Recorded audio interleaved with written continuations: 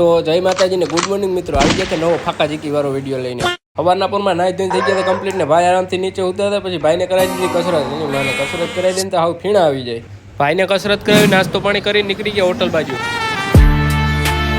આજ તો થોડુંક હોટલ આવવામાં થઈ ગયું મોડું, એટલે ઘરાકી ચાલુ થઈ ગઈ હતી. 1:30 જેવું વાગ્યું હતું ને ઘરાકી હતી ફૂલે ફૂલ, એટલામાં 3 વાગી ગયા. મેં કીધું હવે ધીમે ધીમે હકલા. મેં જીગાભાઈ ને કીધું તમે હકેલો ને હું આવી ગયો આ હોટલ હજી ઘરાકી ચાલુ હતી. મેં કીધું હું જાઉં છું ઘરે. અડકો દડકો ગાભા કાઢીને કેવો પડે તડકો ને ઘેર આવી ગયા. અડધું ટીવી મમ્મી જોતા હતા ને ભાઈ તો આરામથી ઉતારતા. મેં કીધું ઉતારીએ. ભાઈનો ટાઈમ થઈ ગયો એને જ્યુસ પીવડાવવાનો, એટલે એને જ્યુસ પીવડાવીને હું નીકળી ગયો ગાડી લઈને બહાર. આગળ ધડીનું ગાડીમાં સારું બોલે છે.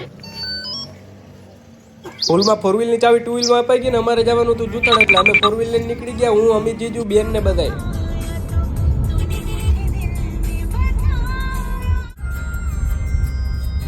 લ્યો આવી ગયો ટોલ નાકો. આખા વરાના ભેગા કાપી લે ભાઈ.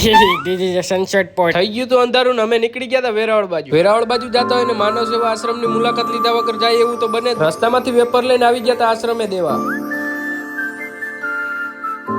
આશ્રમમાં વેફર ને ફાળો લખાવી નીકળી ગયા ડાભર બાજુ જવા. ઉતાણી તો પ્રગટી ગઈ. અમને કીધું છોકરાની વાળ કાઢવાની હતી એટલે ડીજે તૈયાર કરતા હતા ને. આ તો ફટાક્યા ધમધમાટી ફૂટતા હતા. ફટાકડા તો ફૂટે જ ને, વાળ છે કઈ વાતું થોડી છે. આપણે તો 4 વ્હીલ માં બેઠા બેઠા વાળ પતાવીને આવી ગયા પછી ટી પોસ્ટે. તમે વિડીયો ને લાઈક ફોલો નહીં કરો તો આ ગોરીલો તમારી વાળ ફૂટો મૂકી.